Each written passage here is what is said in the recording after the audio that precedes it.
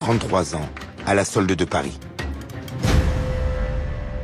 Son opposant principal est Ruben Oumniobé, leader de l'UPC, un parti indépendantiste. Oumniobé a bien compris le piège de cette pseudo-démocratisation. Il réclame, lui, une véritable indépendance pour son pays, jusqu'aux Nations Unies. L'UPC a demandé à intervenir sur 3 questions. La réunification immédiate du Cameroun, la constitution d'un conseil de gouvernement et d'une assemblée avec des pouvoirs législatifs. Et enfin, la fixation d'un délai pour le droit de l'indépendance au peuple camerounais. Était incorruptible. Un Africain qui ne se laisse pas corrompre est très dangereux pour le système néocolonial français. Proche du Parti communiste, l'UPC représente tout ce que la France abhorre. Une sorte de Viet Minh africain qu'il faut anéantir. Le haut commissaire au Cameroun, Pierre Messmer, exclut de négocier avec les Rouges. Ancien de la France libre, ce baroudeur a combattu en Indochine. Traumatisé par la défaite, il n'a qu'un but, détruire l'UPC et neutraliser son chef. Ruben Oumniobé devient l'homme à abattre. Avec l'aide des forces camerounaises, une impitoyable chasse à l'homme s'engage. Mon grand-père, quand il m'en parle, il me raconte tout simplement comme le village en fait de ma mère est un village voisin de celui d'Oumniobé. Et donc on torturait des adultes qui pouvaient d'une manière ou d'une autre savoir où ils se cachaient. Et c'est comme ça que mon grand-père, pour éviter de se faire torturer, il avait décidé de partir avec ses enfants dans la forêt le temps que cette guerre-là se termine.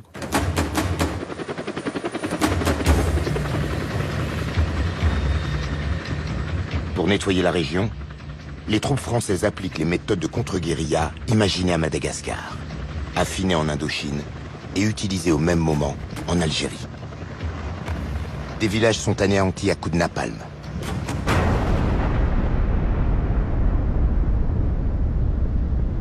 Une guerre cruelle dont les Français de métropole ignorent tout.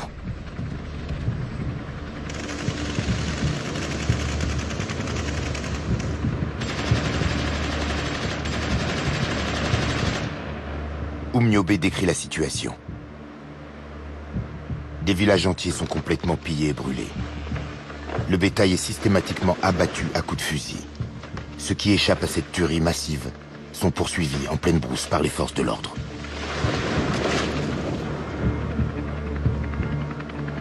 Après des mois de terreur, les maquisards de l'UPC sont anéantis. Repéré, Ruben Oumniobé est abattu. Mon grand-père m'a raconté que lorsqu'on tue Oumniobé, son corps est traîné sur des kilomètres pour le défigurer. Il pleuvait ce samedi. Et donc, ils l'ont traîné dans la boue, le visage défiguré, tuméfié. C'est à peine s'il est habillé. Il faut montrer que cet homme, il a été défait. Je pense qu'on voulait vraiment démontrer à ceux qui auraient l'idée de se rebeller, comment est-ce qu'ils allaient finir. De dire que c'est cet homme-là qui a harangué les foules, qui était un tribun incroyable, doté d'une intelligence incroyable, pouvait finir comme ça, complètement défiguré. C'était un moyen vraiment de pouvoir amener les gens à abandonner le combat, puisqu'il fallait complètement traumatiser ceux qui pouvaient encore croire en lui, quoi. Ngwa, wenu bipemes, long yes mapubi, ngwayem nwe, ngwa, wenu bileres, mimbungwes ngikiva, ngwayem nwe.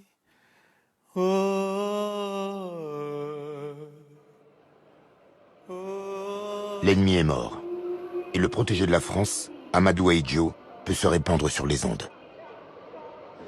Les troubles qui ont secoué certaines régions du Cameroun se sont presque tous éteints.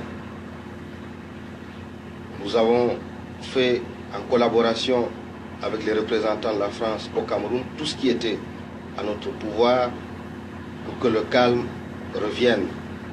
Nous sommes heureux de constater que nos efforts ont été couronnés de succès. Amadou Ahidjo prendra le pouvoir et installera une dictature, soutenue par les Français. La répression contre l'UPC au Cameroun durera des années. Avec l'aide de Paris, elle fera des centaines de milliers de victimes. Des morts loin des caméras, des morts silencieuses. C'est le vainqueur qui écrit l'histoire.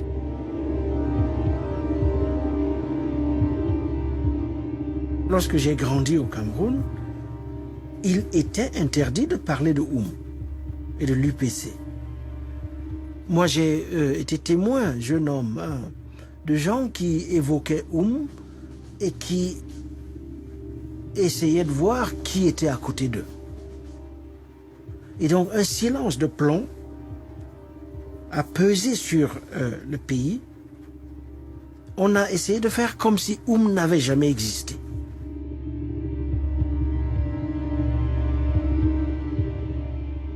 C'est comme s'il y avait une amnésie de cette histoire.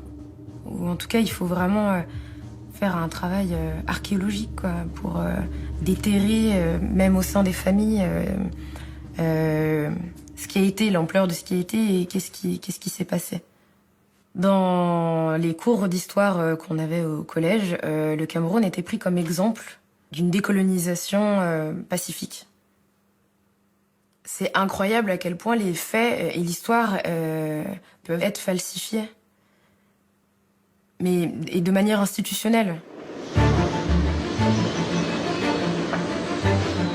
La métropole se désintéresse de ces combats lointains. Les Français ont alors bien d'autres soucis. Une décennie après la fin de la guerre, le quotidien reste difficile, dans une France encore à reconstruire.